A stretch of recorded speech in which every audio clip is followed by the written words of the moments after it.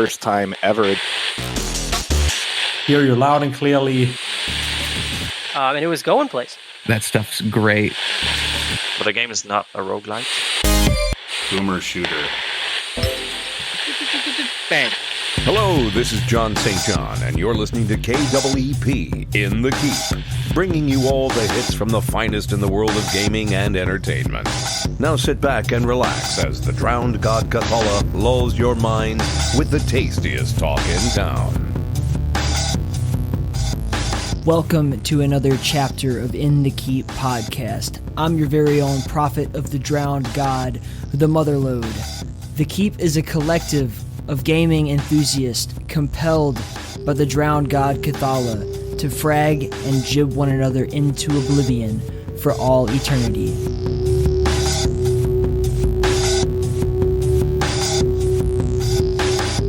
Alright, so I know that I announced no new episode for Christmas, and potentially I lied, because I would like to take this opportunity to just talk to you guys straight up, me to you. No guests, no fucking anything in between us, just good old Motherload and good old you, the guest. So, we got a lot to talk about. It's been an absolutely insane year. It's been 2020. Like, we've had everything fucking going on. We've had COVID, all the political drama. We've had numerous things go on within the gaming community that I'm not going to get into. Like, I don't plan on talking about any of that stuff. I don't want to get into the drama. Like, you guys know me. The dramatic bullshit can just fucking sit off to the side. But 2020 has been an amazing year. I want to focus on the good things. So, let's start off with Realms Deep. When Fred Schreiber first reached out to me, with Realms Deep, he was like, here's the name of the guest that'll be potentially featured. Would you be interested in this? And I'm like, of fucking course I would. It was the greatest opportunity that's ever crossed my fucking threshold since maybe I was born, maybe since ever. Like, it was so cool.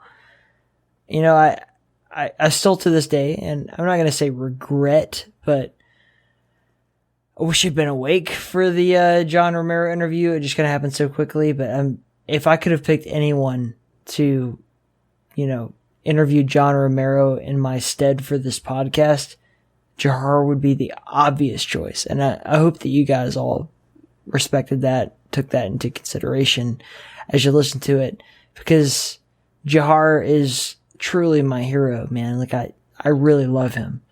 Truly. I love him. I love his family. I love everything that guy fucking does, and he really knocked it out of the park. And I can't thank him enough for stepping in and taking over In the Keep podcast for that episode, because the true circumstances, if you guys are actually interested in this, and if you're not, just skip over it.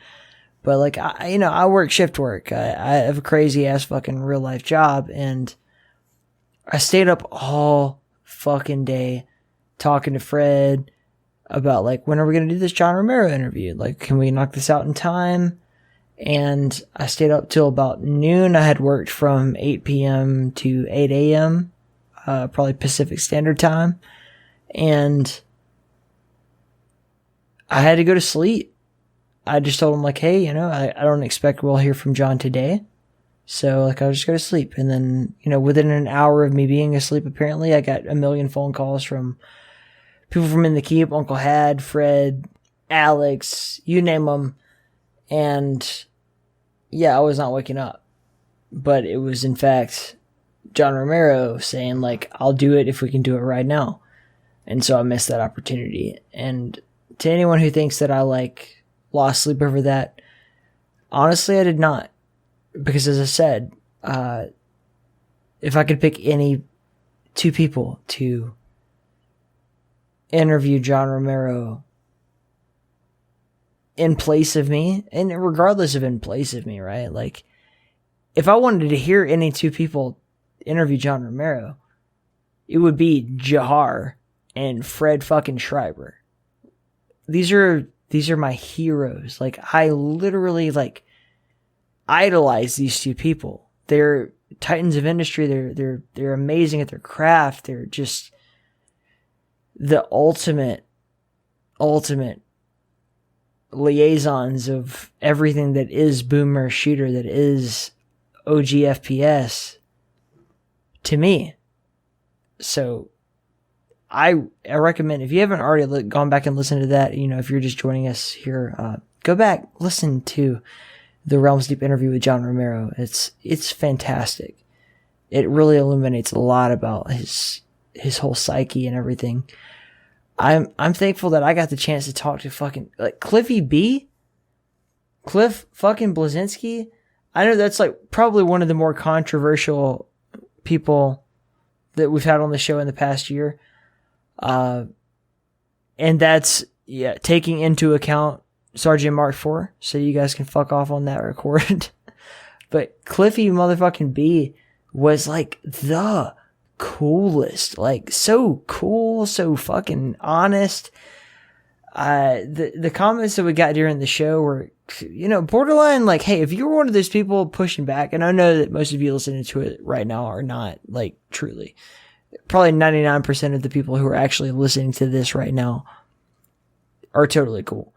But to the, like, small percentage of people who were, like, pushing back on the interview during it happening, during its airing at Realms Deep, what the fuck is your fucking problem? Like, people want to give Cliffy B all these issues and just push back on him and say, like, you know, he's an asshole, he's jaded, he's got, you know, like, he lives in his own little fantasy world, whatever the fuck you have to say. Get out of town.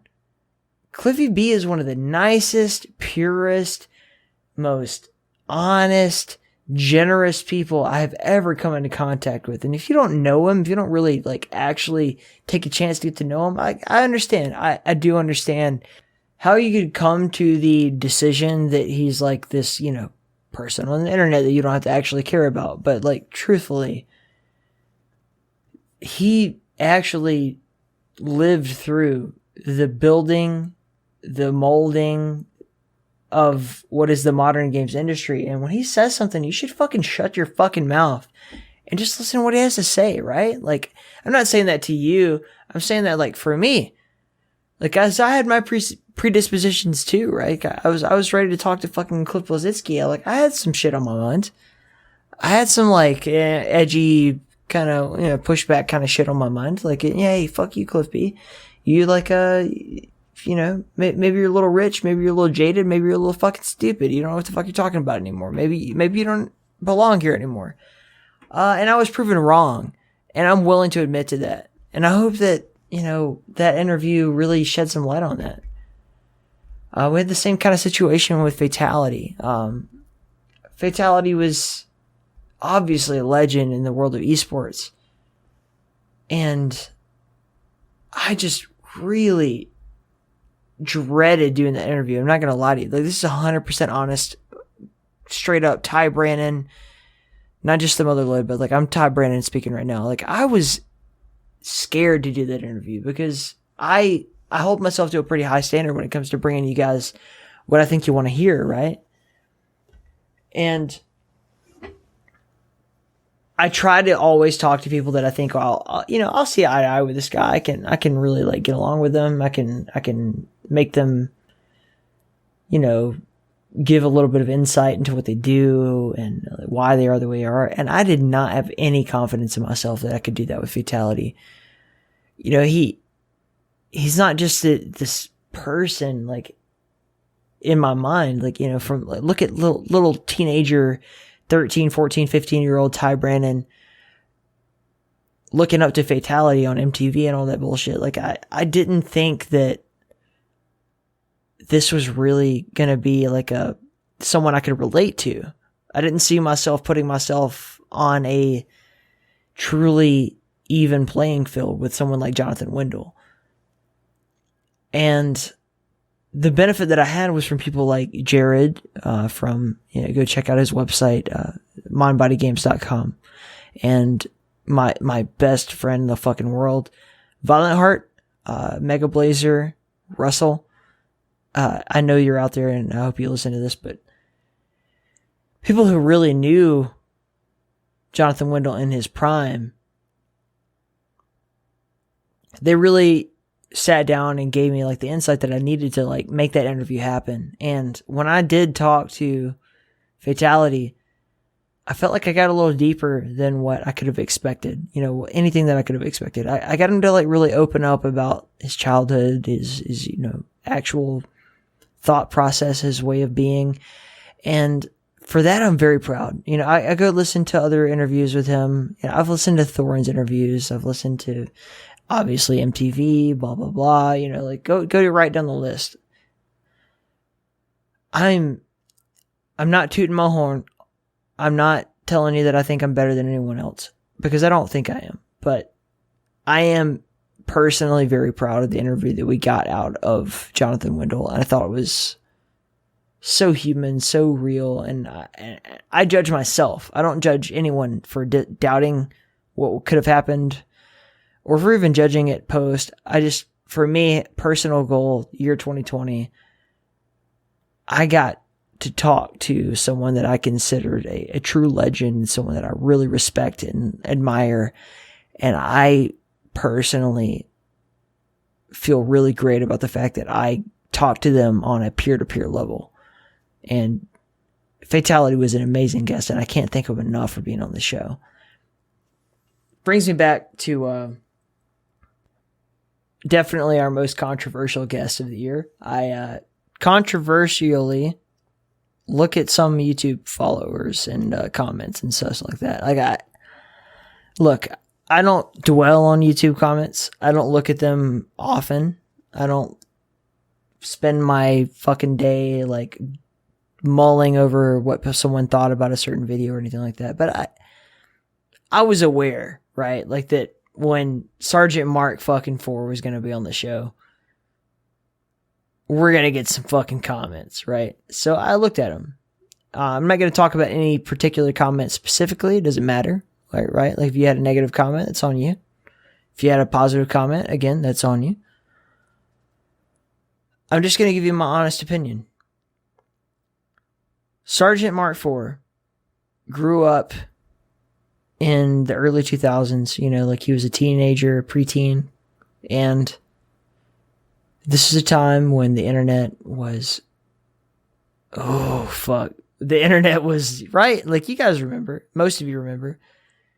It was the wild, wild fucking West, baby. It was the wild swing, baby, as Crotchy would say. And it was susceptible to a lot of fucking shit that would not be acceptable in today's age, right? There's a lot of stuff that went on in 2005 that would never, ever, ever, ever, ever be okay in 2020, 2021, as we're moving into right now.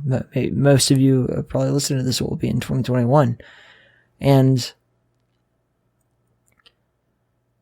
how are we going to hold him to that candle? Let's take a moment to break it down, right? Like I talked to one of my best friends, Vince Steele, truly a fucking visionary in the world of just like breaking down not only the games themselves, but the game industry and how people interact with people. He's just a fucking smart motherfucker. Like, he's way smarter than me. And I got into a really long discussion with him very recently. He was kind of laying it out for me, and I think this is worth sharing. But look at the way that we treat social justice in this day and age. And I'm not trying to bring it up to like be talking about quote unquote social justice or anything. I'm just saying, like, look at what we call like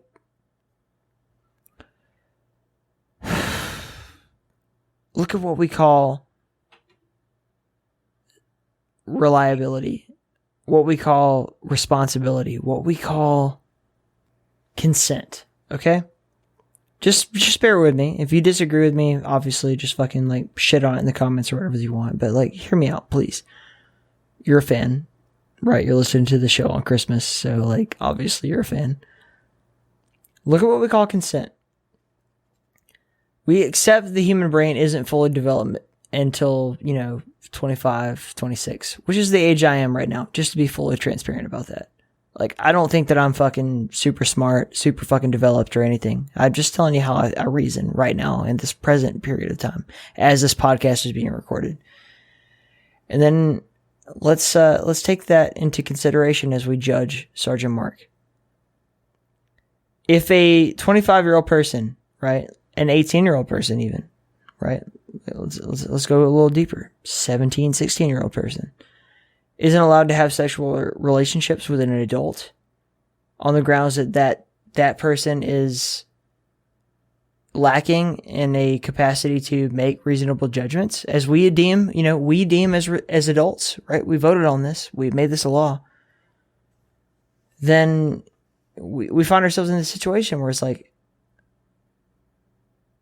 we can't hold a kid from Sao Paulo, fucking Brazil, accountable for all of the time that he spent, like on a Reddit forums, on fucking 4chan forums or whatever, like learning the shitlordy comments of the day. And this is all heavily populated with the exact kind of fucking comments that, you hear about. You still hear it today. Like, this is not a dead culture. This is still going on. This is still fucking, like, there's still shitty people out there, right? But an era when the internet was like fucking crazy, like the wild fucking west, I'm serious. Does it make logical sense to hold what was a 19-year-old kid at that time responsible for the shit that he said when his brain wasn't even fully developed? And look, if that was it, if that was the end of the story, I'd stand with you. I would stand right there with you and I'd say, like, that guy's an asshole.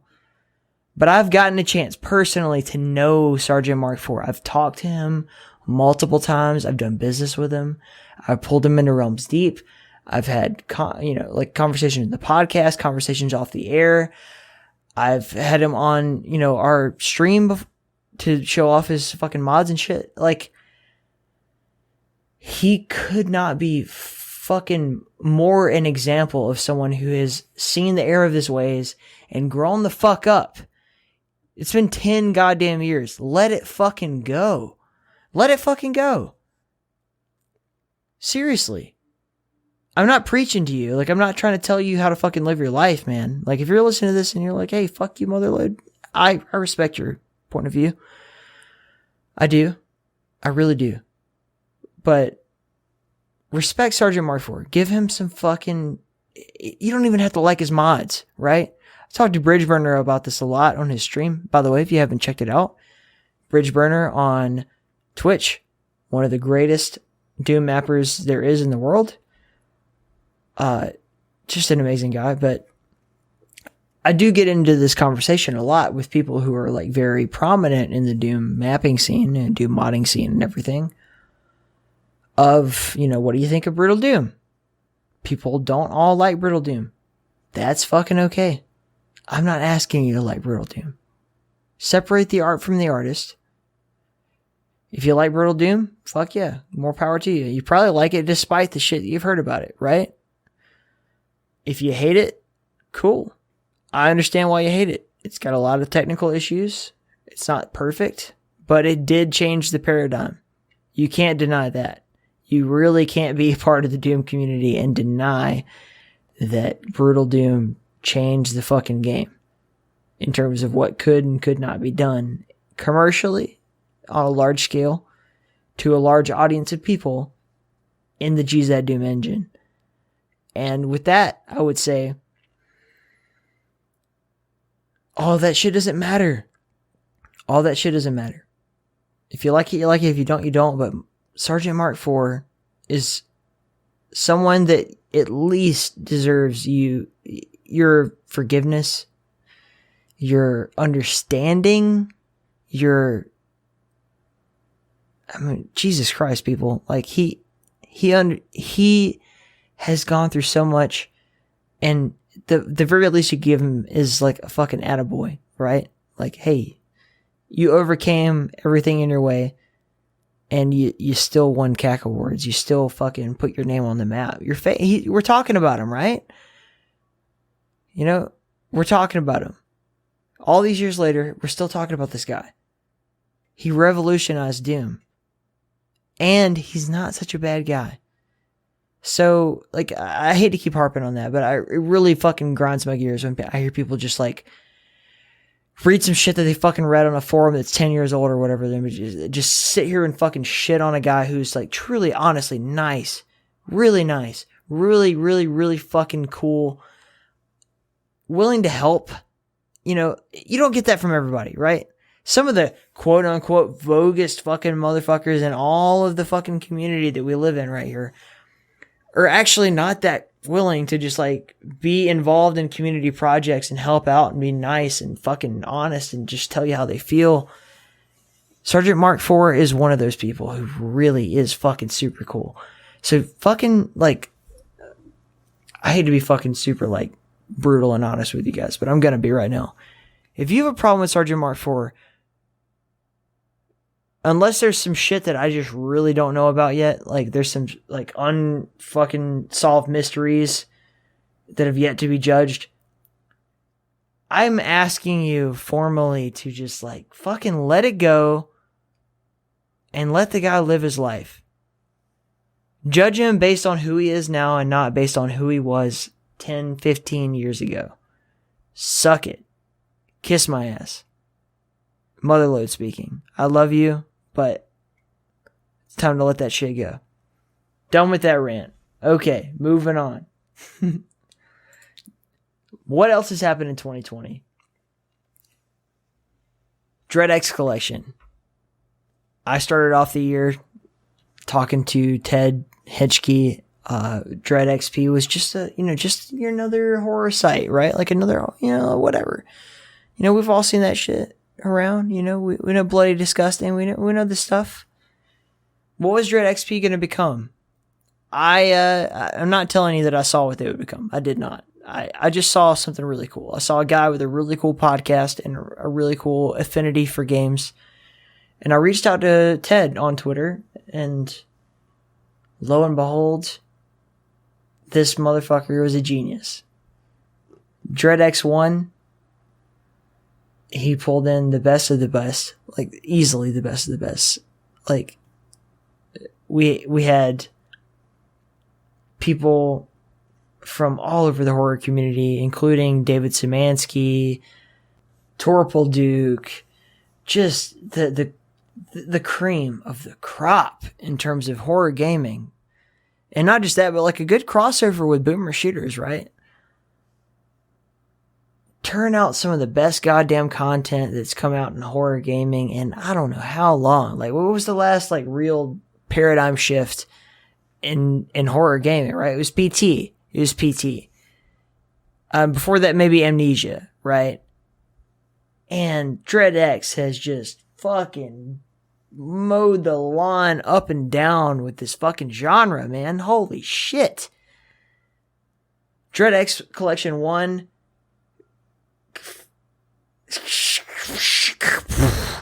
What do you want me to say? Like, I can't even put it into English terms. Blew my fucking mind. Right? DreadX 2, you end up with Squirrel Stapler, you end up with fucking crazy ass shit.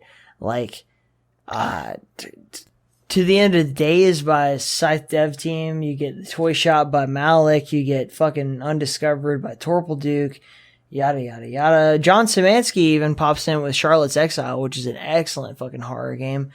Very like, it kind of takes that Five Nights at Freddy's formula of like, just putting you in a situation where you're like doing administrative stuff, but then you're terrified of what's going to pop out from the corners of the screen. Like that was so fucking genius, and like so on and so forth. Secret Cow level, blah, blah, blah.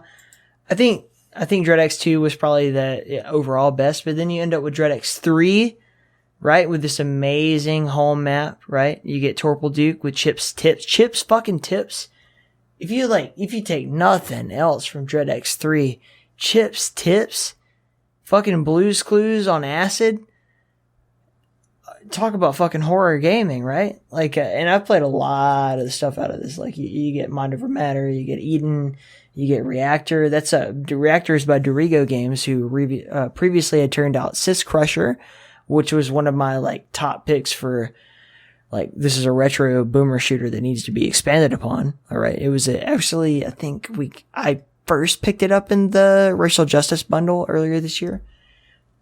Fantastic. And then the big standout of the DreadX collection number 3 is Submission by Corpse Pile. I will not do any fucking spoilers on this. It's a game about farm animals or whatever, but like check that shit the fuck out. If you're into that PT style gaming, jump in both feet.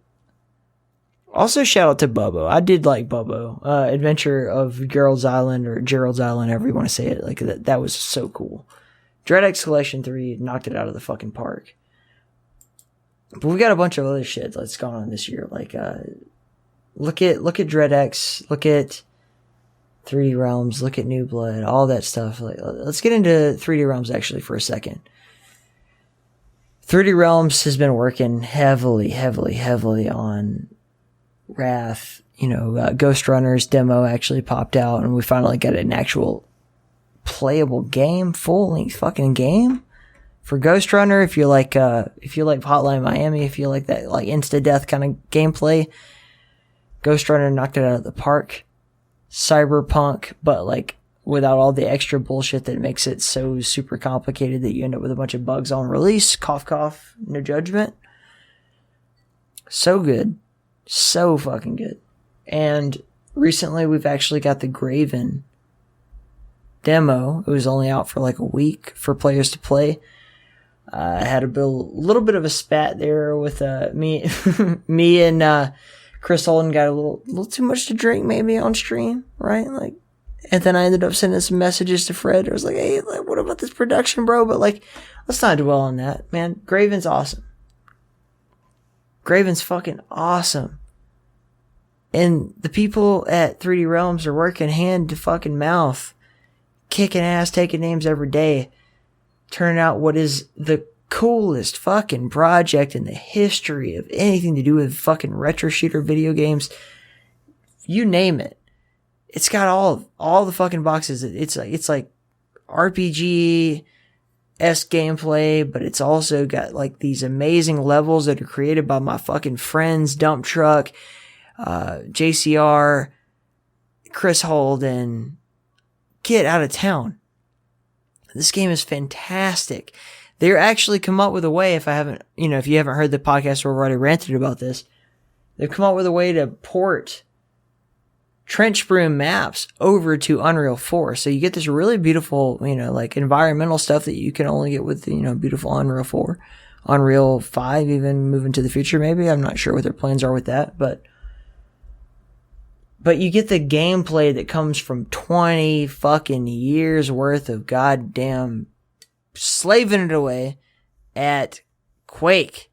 And these, you can't shit on Trench Brim, man. Like, these guys are killing it.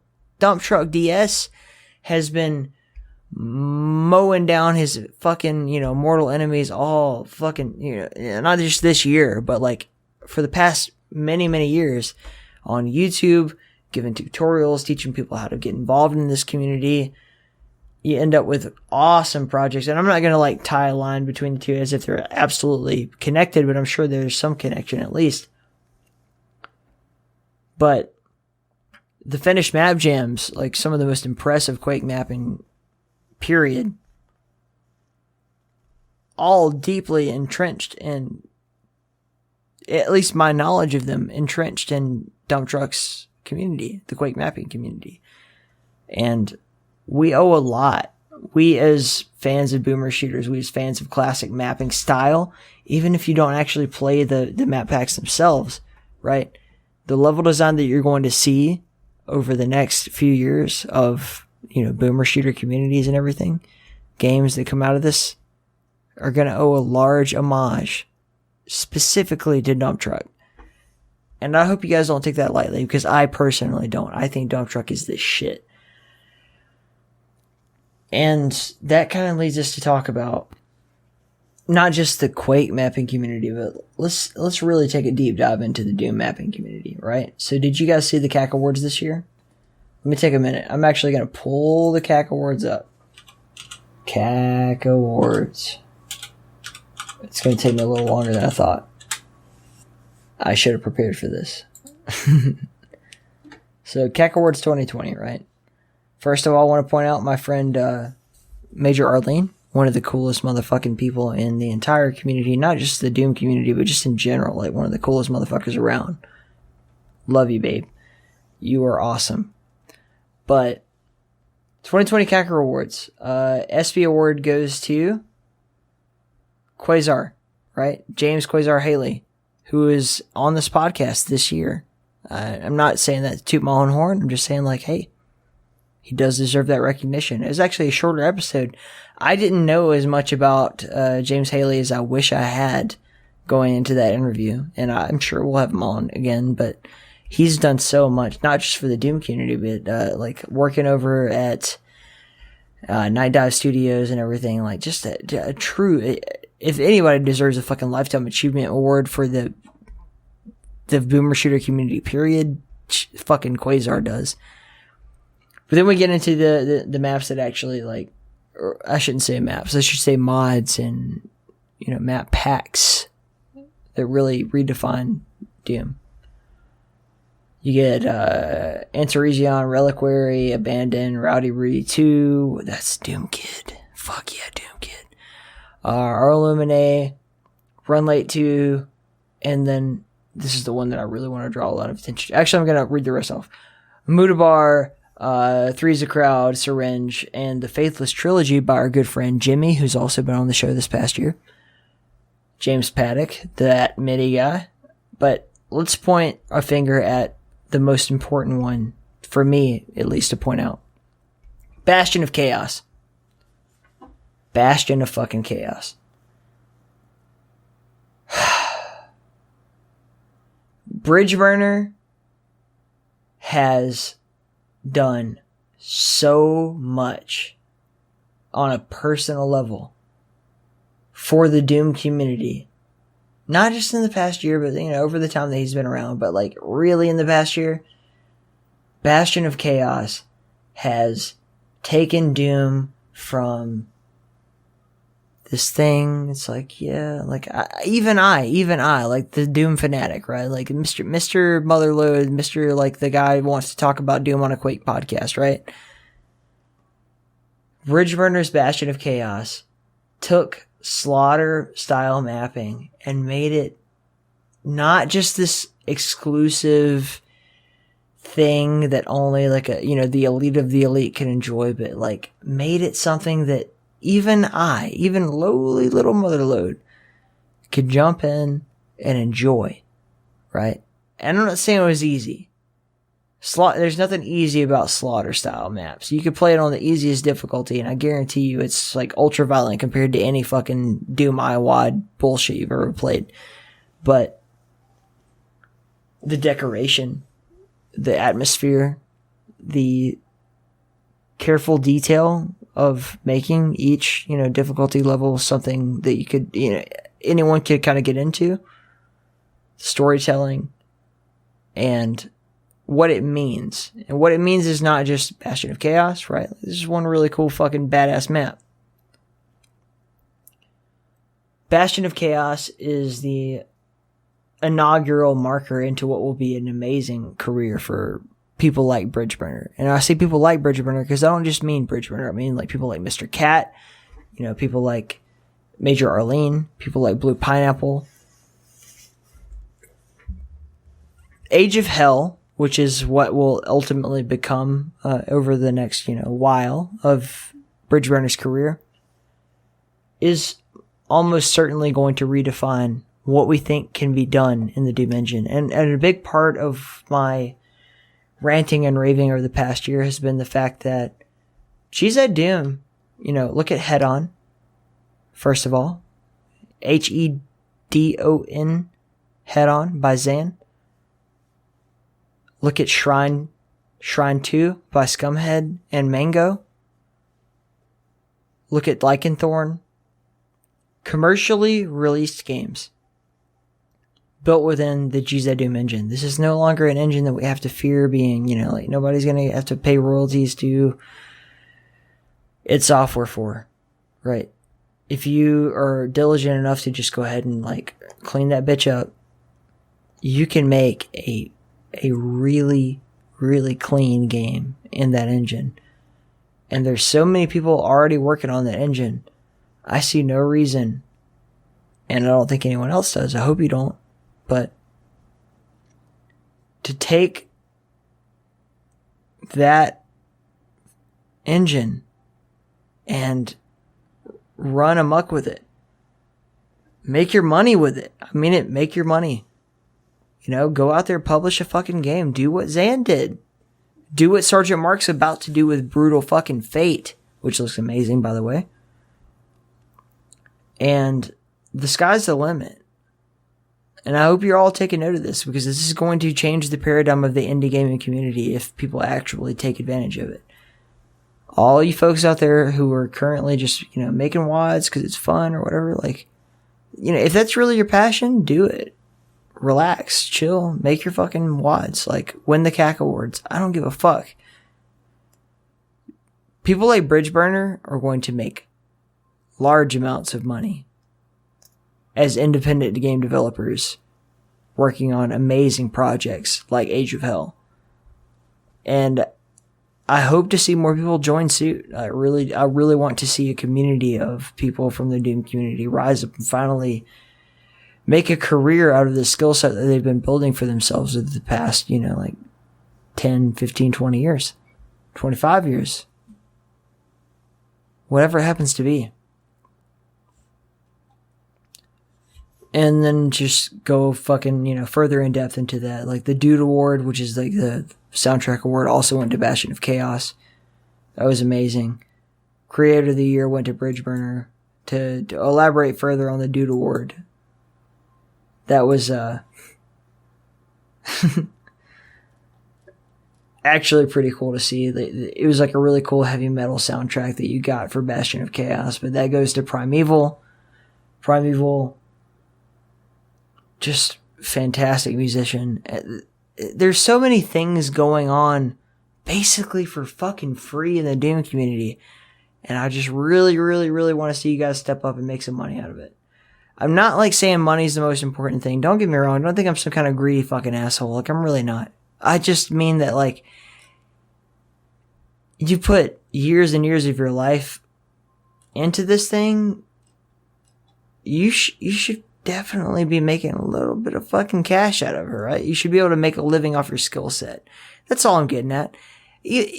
Let's even back up a little bit further and say, like, not a living, but at least supplement your income with this gigantic, beautiful skill set, this huge offering that you've made to the Doom community, the Doom Worlds community, to my community, and the Keep community, the, you know, indie mapping community at large. Like, forget about Doom, forget about Quake. You can talk about any other game, like Counter-Strike, Half-Life, blah, blah, blah.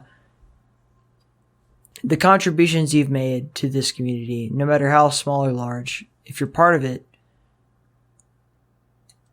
cannot go unsaid, cannot go unappreciated, and for that I truly say thank you. Let's get into some of the other kind of things floating around. Like, don't want to focus too much on Doom, so we'll talk about hell. Let's dive into New Blood, right? Faith trilogy still on the horizon.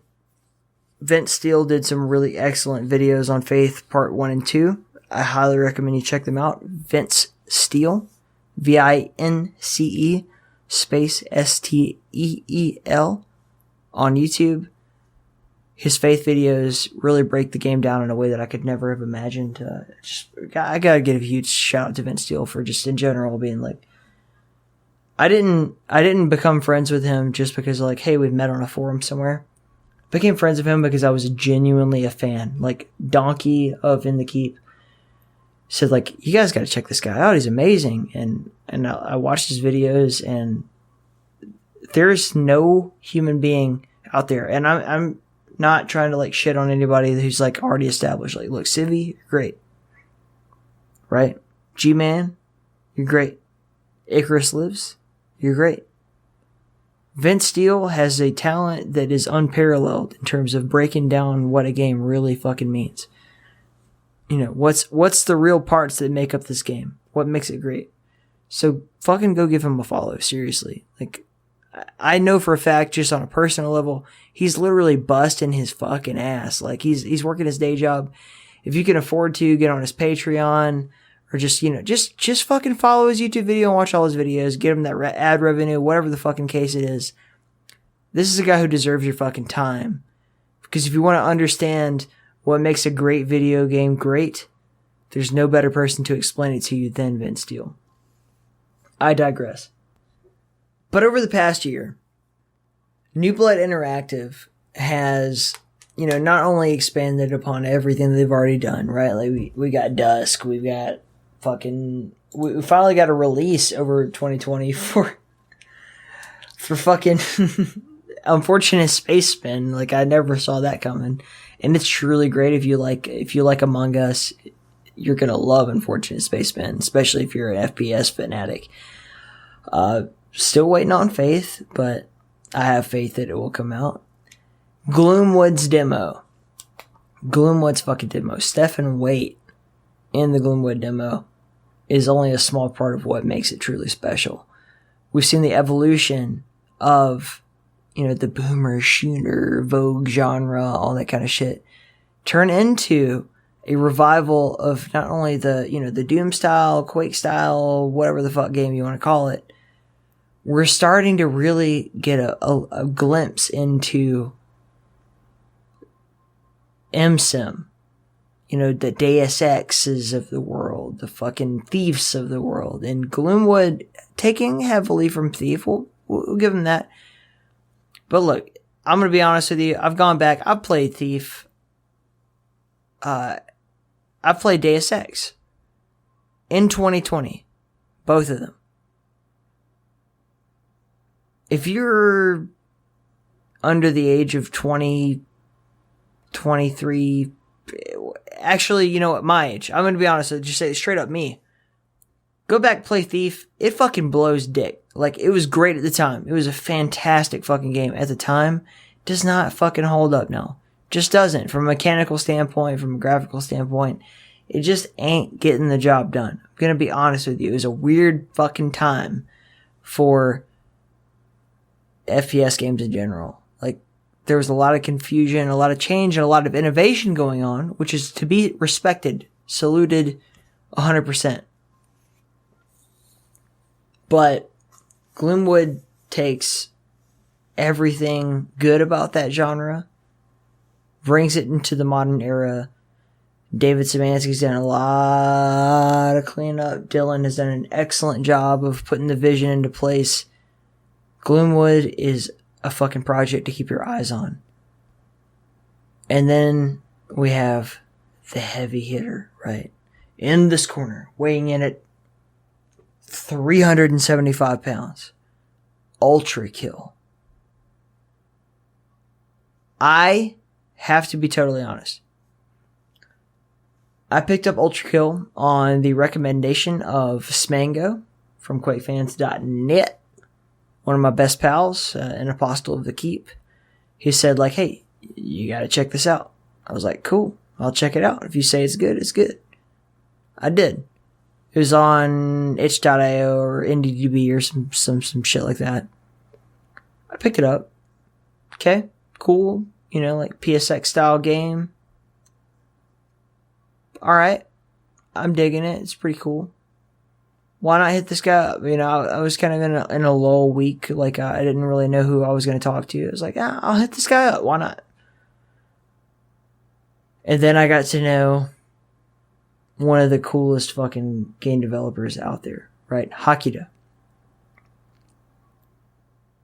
Who's not only, a savant, to be fair, right? Like a true auteur of game development. But Ultra Kill itself is, when I first played it, I didn't get it. I really didn't get it. I told this to Hakita, so I don't feel embarrassed to tell you this to the whole world, but Ultra Kill was weird. It took me multiple playthroughs to really settle in, and I know now in its current state, it's kind of hard to imagine, to put yourself in those shoes and say, like, how could you not think this is the greatest game that's ever come out? Because I don't know. Now that I've played the updated versions, I played the New Blood demo, I've seen a lot more out of it. I don't know who the fuck I was when I didn't recognize the absolute talent that was going to be recognized in Ultra Kill. It's a truly fantastic game. It really is. It's captured the hearts, the minds, the souls of many a gamer out there. And New Blood strikes again. Dave Oshry, hats off to you. I salute you. You have fucking nailed it. Again, you picked exactly the right motherfucker to carry on the New Blood torch. And for that, I commend you 100%. And with that said, we'll talk a little bit about Realms Deep again. When Realms Deep was really getting to kick off, I've talked about a little bit about this on the podcast. I can't say too much. I don't know.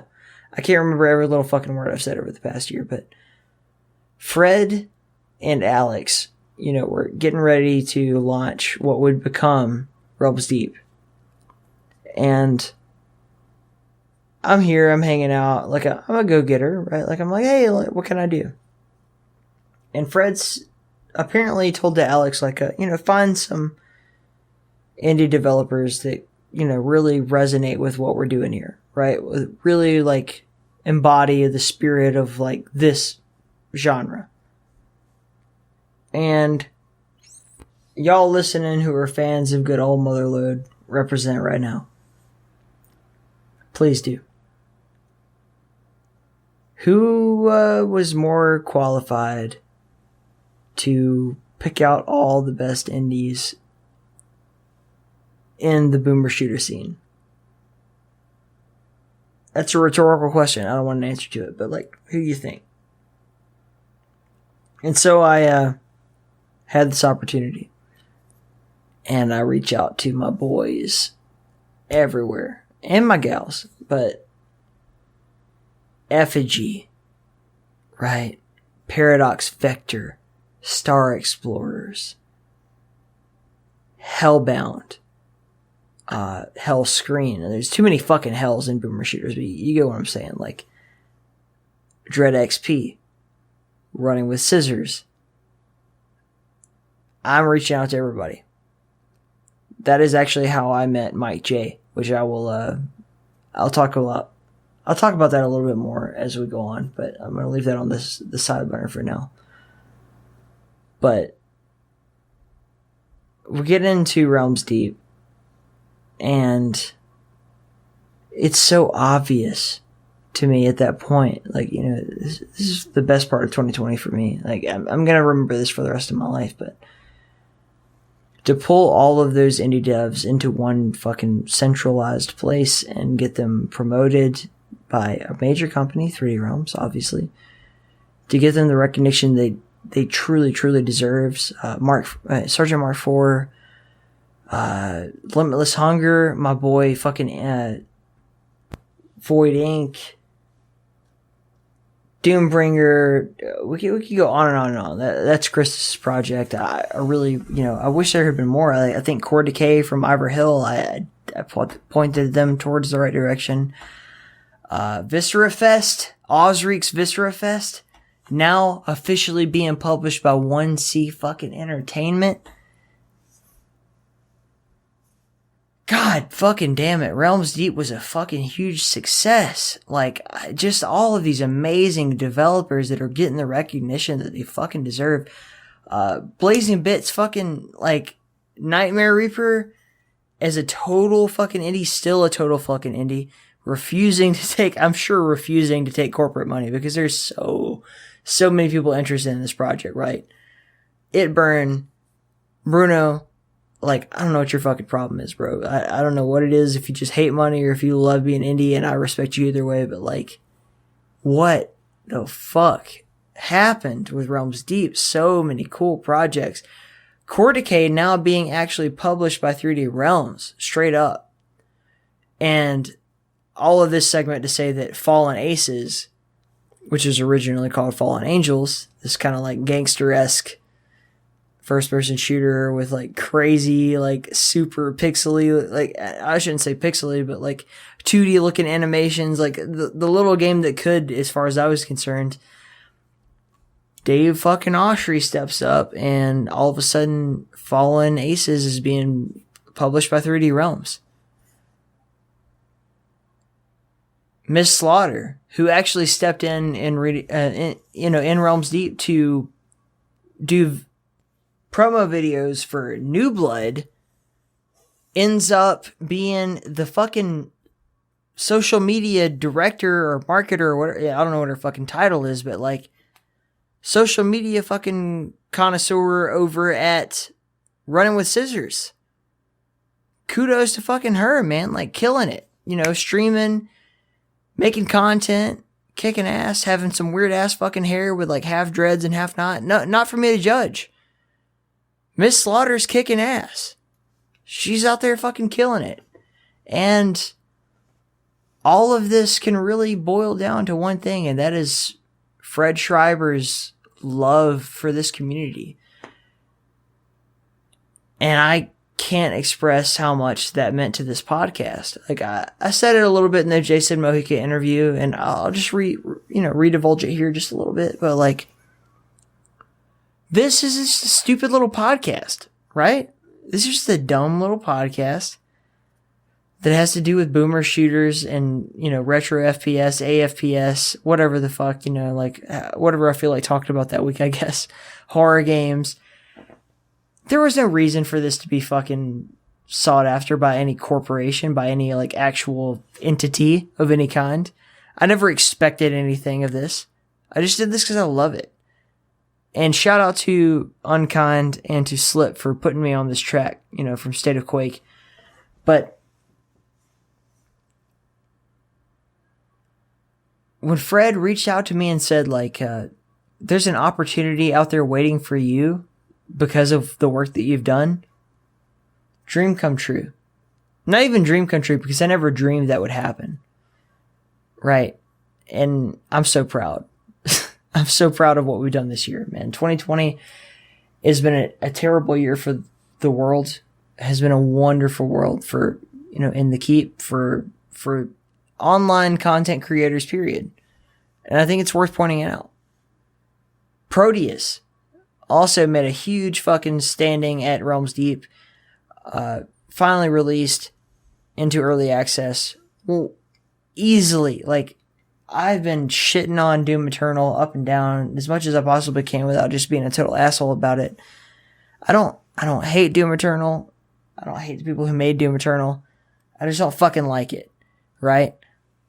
I finally get the Doom game I want. It's Proteus. Check out Proteus. Go to Steam right now and pick up Proteus.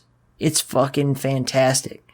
Andrew Holschult turning out amazing fucking content, dude. Just amazing musical content for all of these boomy shooties out there. He's done the soundtrack for Dust, for Proteus, for fucking Bombshell. Didn't actually do it for Ion Fury, which is kind of crazy, but like, whatevs. Like the soundtrack to Ion Fury is still fantastic. Then we have Marky Music, who's risen from like over the course of 2 years has risen totally out of the fucking underground scene into something that is totally like inseparable. Doing the soundtracks to numerous amazing projects, Quake Champions included, and also having himself be the sound designer for games like Viscera Fest and everything like that. Like it's a beautifully growing community. So proud of it. So fucking proud of it. Cyberhook, probably game of the year for me, just in terms of Todos being from where he is. Just a guy, a professor at IsArt over in Paris, and turning out one of the coolest fucking, like, it's not just a boomer shooter. It's not like you're killing monsters. It's like, let's take Quake Defrag and make it fucking special. Make it really beautiful. Make it its own thing. Have real-time stats. People can compete. Holy shit. White Hell. White Hell is such an incredible looking game. I love the demo. doing more than just making a fantastic game in the name, in the vein, I should say, of build engine kind of school of gaming, so the character shooter with one-liners and crazy memery going on in the game. So Blood, Redneck Rampage, Duke Nukem, Ion Fury, blah, blah, blah. But also bringing the Finnish folklore into it and just really its own voice into the genre. Fucking truly fantastic. Huge props to those guys. I'm ranting. I know I'm just ranting and raving now, but let's move on a little bit. Running with Scissors has been through everything, right? Literally everything. They've been through lawsuits, trials, tribulations. Interviewed Mike J earlier this year talking about how I've had to, kind of shut down shop, fire everybody but me and Vince, and work day jobs to keep this company alive. And if I have to do that, I have to do that. Postal 2 obviously has its own legacy. Postal 4, no regrets. Rising from the ashes. John St. John now playing the voice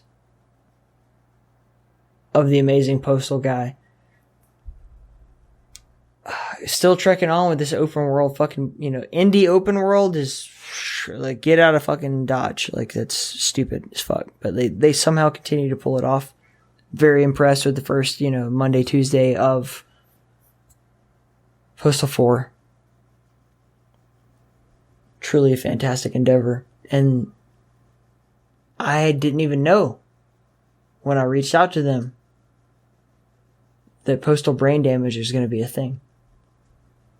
And I have to say right now, just personally, on a just me to Mike level, really, thank you so much. To be a part of the unveiling of what will become Postal Brain Damage at Realms Deep, being part of that promo video, you guys don't know this yet, but I think it's safe to say that there's a documentary coming out. Go Postal Doc. You can follow it on Twitter. The documentary crew also recorded the promo for Realms Deep, but they are well on the way to making a fantastic documentary all about Running with Scissors' entire history. And your very own Motherload will be doing a little, just a little bit of commentary for that. Looking forward to my my motion picture debut. It's gonna be cool. And to Mike J and to Vince Desi, both for just really being super cool. I know that at this point, I can text message Mike in and out of the week with a genuine question about hey, what do you think I should do business wise? What do you think I should do? This, that, the other. Can you offer me an explanation of this thing that I don't quite understand? And I'll get a response. That's invaluable. As a podcaster, that's I can't even believe I'm in this position. Some of the most legendary fucking people in the genre really just available to me 24/7. Just much love, brothers. Both of you. Vince, Mike, you're amazing. And to the documentary crew, man. Big love to those guys too. Coming into my fucking house, taking the time to go through all the fucking precautions and everything, given the state of the world right now, and just making that shit happen for me. Super cool. But it's been an amazing year. Truly. Nightdive Studios. We gotta talk about Nightdive a little bit. Doom 64's launch. Doom Eternal's launch was enormous, right? Obviously, the biggest thing to happen in id Software history, since time gone by, right?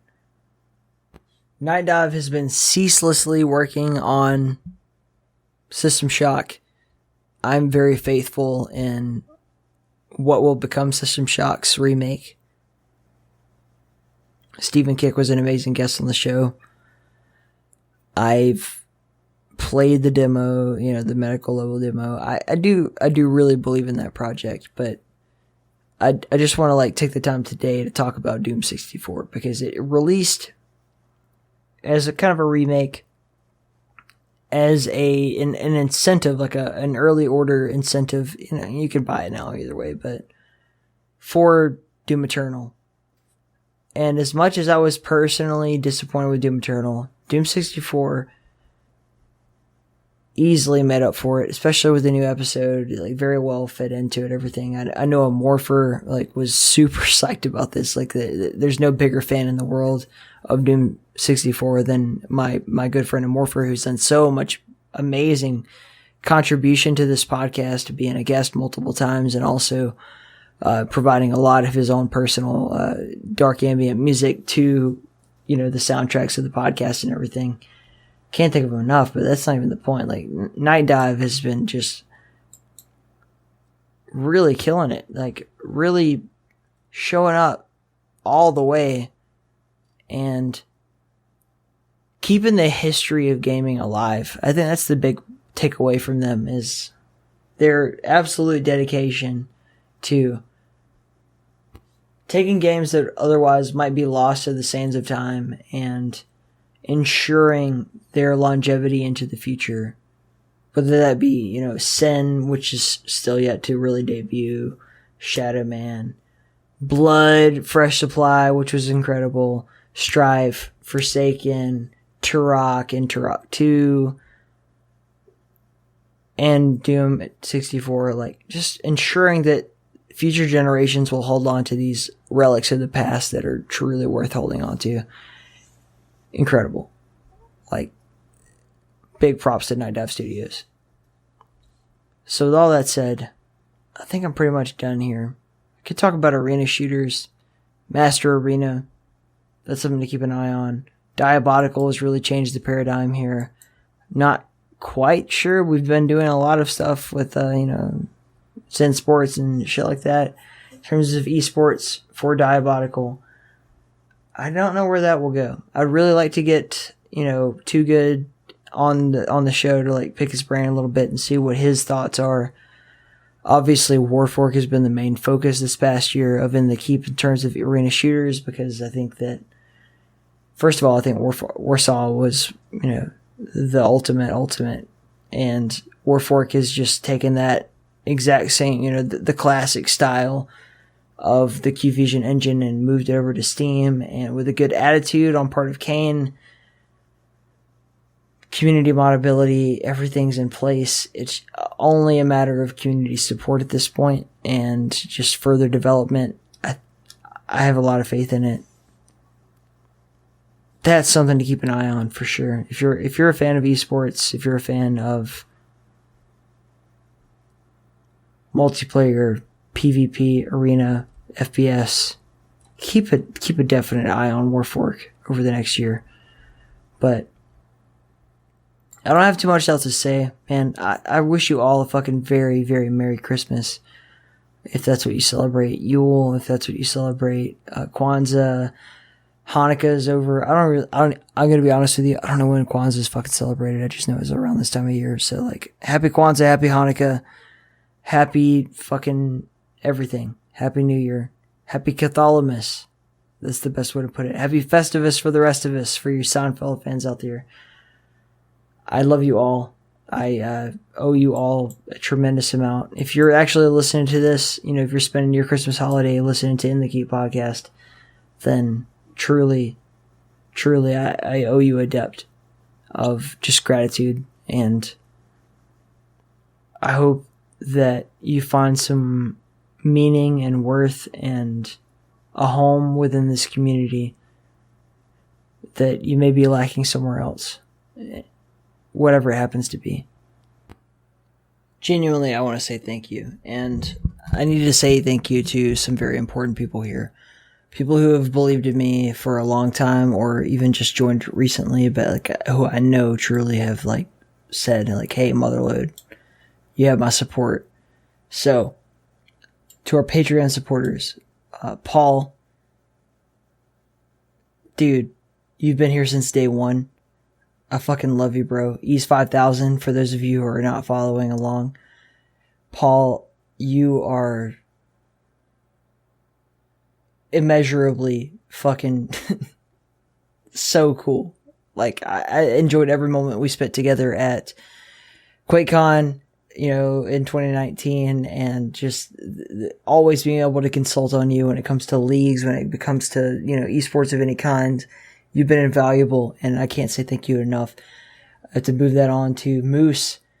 So, Nationwide Moose, dude, U.S. Quake community, U.S. Doom and Quake community, where the fuck you're calling it now. I don't know what the fuck you're calling it now, but like, your friendship, aside from the keep, let's just like, I'll remove myself a bit from just being the Motherload. Like, Ty Brandon here again. You have been someone I can lean on for so much, and the fact that you are willing to contribute to this show is immeasurable. To Dots, who was, I believe, the second guest ever on In the Keep, ever. Dots, holy shit, man. Just thank you so much. Thank you so much, dude. I can't believe that we made that good first impression upon you. We wouldn't have Nabe without you, and Nabe is one of the most important contributors to the In the Keep dev team. There is, the Open Arena community has been so fantastic to us. You've been fantastic to us.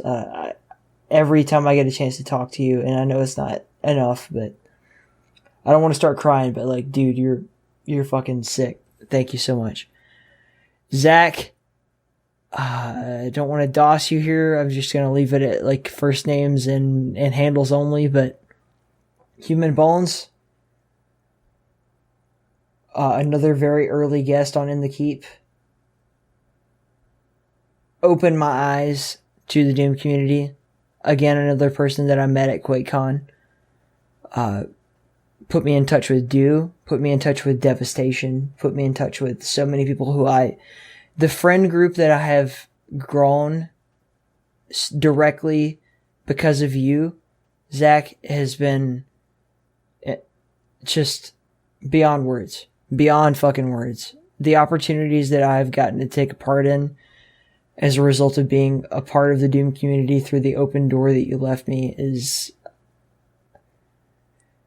I have no words. I have no words, dude. King Dime, same to you, brother. Alexander, I'm not going to say your handle because I know you probably don't want me to, but just personal message to you. You are one of the most upstanding human beings I've ever known. One of the most morally sound people I've ever known.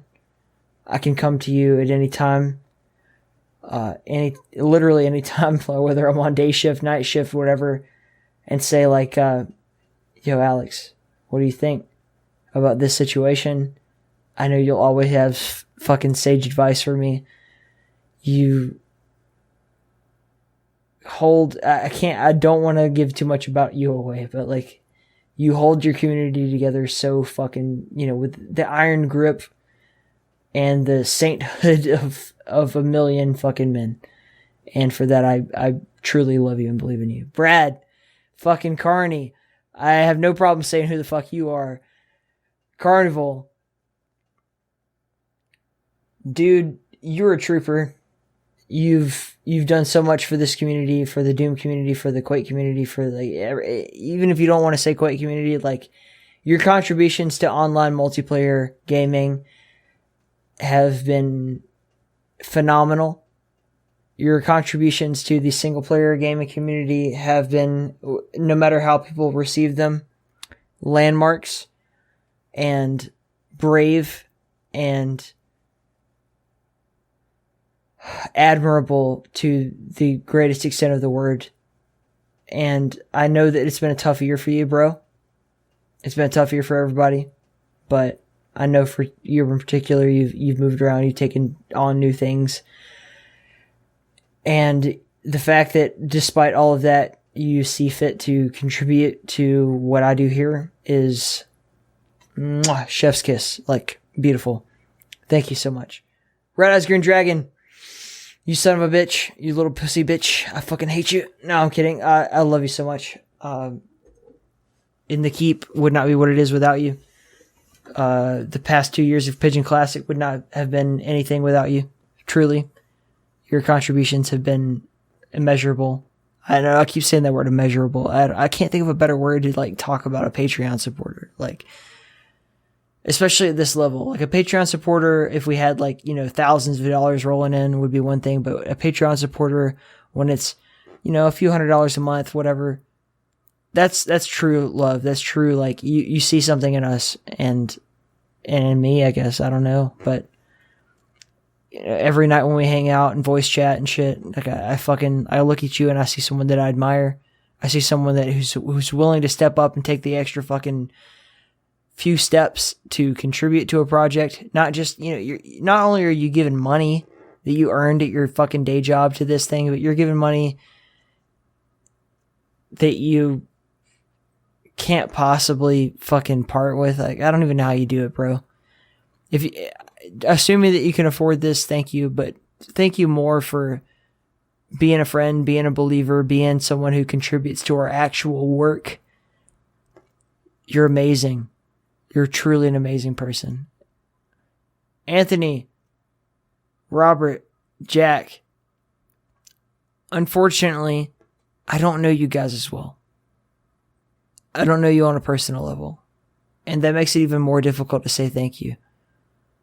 But it also makes it more beautiful to say thank you, because despite the fact that I don't really spend a lot of time with you guys or know you on a personal level, maybe you feel like you know me on a personal level because you listen to the show. I'm not sure what it is, but maybe you just have a shitload of money and you just throw wherever you want. I don't know. But you guys giving to this show, giving your hard-earned money, giving your, part of yourself to what this project is, and it's something that to me is just my passion. It makes me want to fucking sob. Like, I'm so honored by the fact that you guys love this show enough to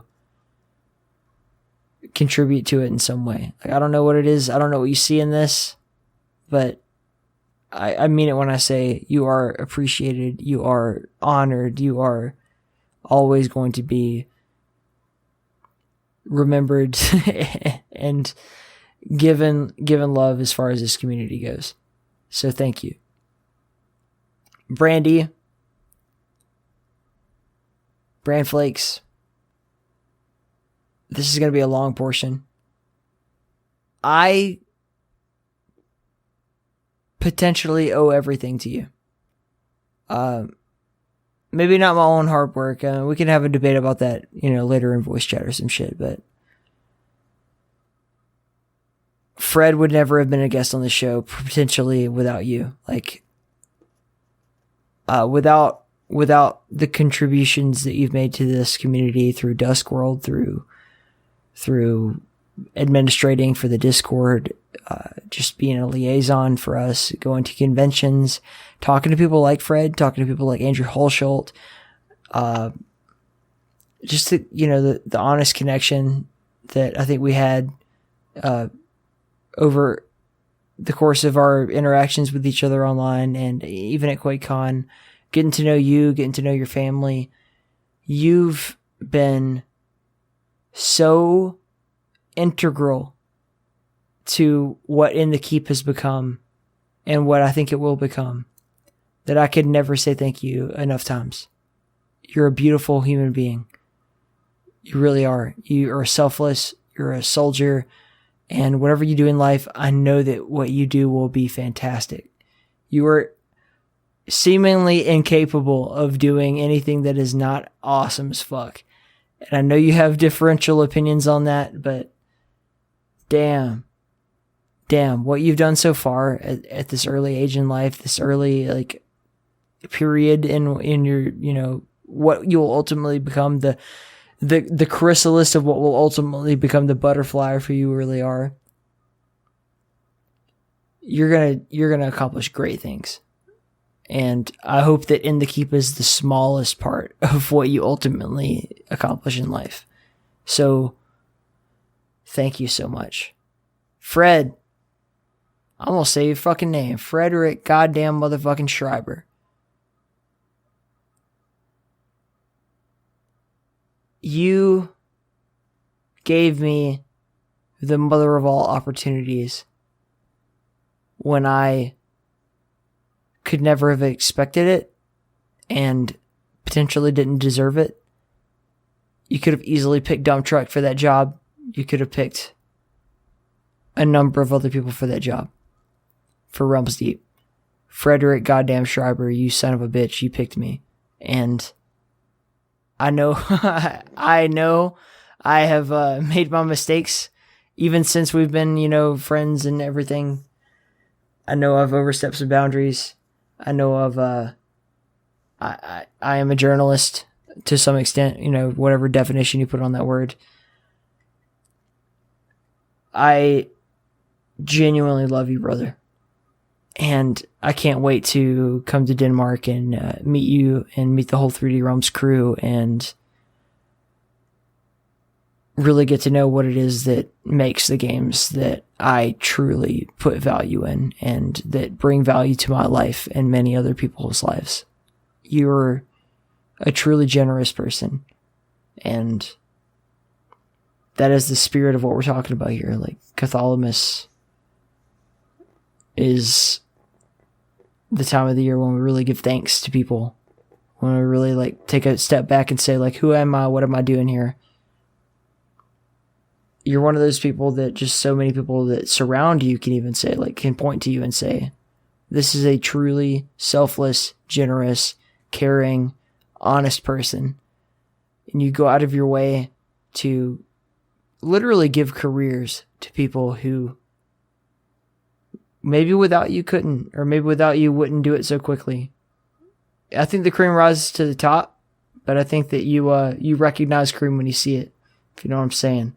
So, Macho Man Randy Savage, level of love to you, Fred.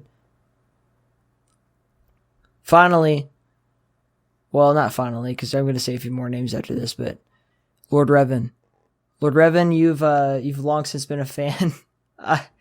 You were hanging around in the USQC for a long fucking time, way back in the day. I was hanging around. I always knew you were a fucking dope ass guy, but I didn't realize how fucking dope you were. And I don't even mean that in terms of just donating to the show, because I think you became a Patreon supporter during the most recent Pigeon Classic. But the fact that you've continued to be a fan and that you've continued to stand by us through everything, through all the turmoil in the community, whatever. I don't know what the fuck you see in this. Or I don't know what any of you fucking Patreon supporters see in us, but I hope it's something good. And Lord Revan, it means a tremendous amount to me that you believe in the projects we do, that you believe in what we've done. I don't even know, maybe you were just drunk and you were like, I'll become a Patreon supporter. I don't know what the fuck it was, but thank you for jumping on board, brother. And I hope that you continue to see value in this and we can move on as great friends. Now, aside from just direct supporters, there's a lot of thank yous I need to say. To the entire In the Keep crew, everybody at In the Keep, and I mean everybody, right? So, the Apostles, Donkey, you fucking bastard, you fucking goober, you son of a bitch, you add so much life to this community, and without you, I don't know if I would feel so secure in myself to just be myself. And I love you, and I love you for not only the moral support, but just for everything that you do for us in general. You're amazing. Smango, QuakeFans.net. Check out Smango. Always been a long time fucking lover of the show. I've loved his various podcasts that he's attempted over the years, and his YouTube channel. Just been an amazing supporter of the show, an amazing personality to have as part of the community. Uncle Had, Realms Deep would not have happened without Uncle Had. So thank you so much to you, brother. I spend countless hours with you in voice chat, and you're a beautiful human being. And I know that you sacrifice a lot to be here, but the fact that it means so much to you and this community means so much to you means a lot to me. Violent Heart. God, this one's going to be hard. This one's going to be really fucking hard. I really don't know if I can go without crying for this. Russell, you can yell at me later if I'm doxing you or whatever.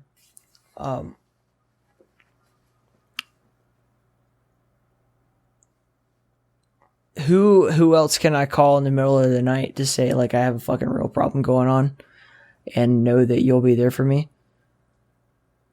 The first guest ever on In the Keep podcast, Violent fucking Heart, right? You believed in me literally before I even had anything for anyone to believe in. And I love you so much, brother. You're incredible. You're really incredible. And I can't put any more words into it than that. You know how I feel about you, and you can call me later if you need any further explanation. AF Domains, I've already said thank you to you earlier in the Patreons, but like, fucking thank you for being a high priest, and thank you for all of your valuable input. Ease, same to you. Flambeau, talking to you with Flambeau, talking shit with Flambeau, talking schwaffling with Flambeau. This 2020 was a crazy year. 2020 was a fucking bizarre year for me, in my personal development, for In the Keep and its personal development. Has there been a better friend? Has there been any better friend than a guy like you? I love you. I love your family. All of the valuable input that you put into this, any time of day, you know, again, night shift, day shift, whatever. I know I can reach out to Flambeau and get the answers I need, and I love you for that, brother.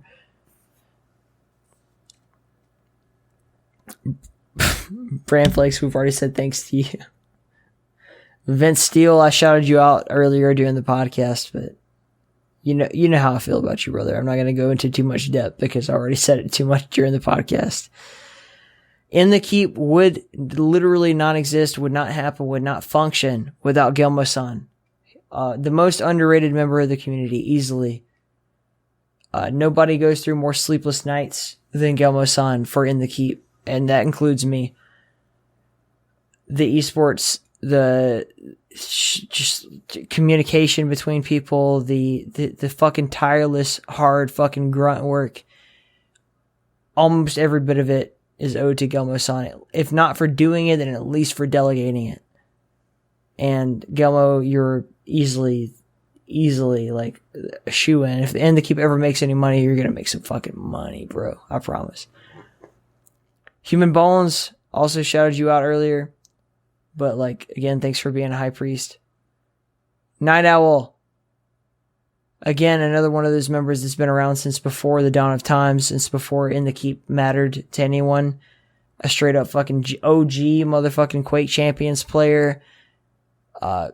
Anytime that, you know, the shoes don't fit, anytime that the fucking grits hit the fan, we can count on Night Owl to fucking show up and make shit happen. So thank you very much for that. Moose, same to you. You know, for I've already talked about you earlier, so we'll move on. But you know how I feel about you. Zeb, for the countless nights teaching me how to play Warfork properly, and I'm still not any good at it. Thank you very much. Red Eyes Green Dragon, fucking much love to you. I've already talked about you in the podcast, but like, just hugs and kisses. Spaced. I haven't seen enough of you lately. I genuinely hope you listen to this. You've been very distant. I know you've moved on to bigger and better things in life, but Spaced was one of the original members of the Keep before there was any podcast, before there was any thought of this ever becoming anything other than just a Quake Champions Discord, you know, pickup game Discord. Spaced was my best friend. It still is one of my best friends, and the legal counsel, the friend counsel, the what should I do with my life counsel that I've received from you will never ever be forgotten. So I hope to see more of you around in the future. Finally, Nabe. mentioned you earlier when we were talking to Dots, but Nave, you fucking hit the ball out of the park every single time. There's no one that I can think of, you and Gelmo, if I had to think of anyone, who will put in the hours, put in the time to show, because it's more important than money or anything like that is time. Time is always more important. You give up your valuable time to be part of this community, not just to hang out and play and be part of everything, but to contribute to our projects and to keep this fucking boat moving forward. Keep putting coal in the fire, baby. And I love you deeply. I think you're an amazing human being. I could not do what I do without you, and I hope you know that forever. So, all that said, it's time to say good night. Happy Cthalhamas. Take care. And until next time, stay in the keep. I know y'all didn't think you'd make it out here without me saying thank you to a couple more people. So first of all, thank you to Igracsimon for this amazing music. This track is titled Cthalhamas. A true believer of the keep. Always been so. Always will be, I assume. I hope so. Thank you for all of the contributions that you've made to the keep. And thank you also to Immorpher, another great musical contributor to ITK, baby. You're both amazing.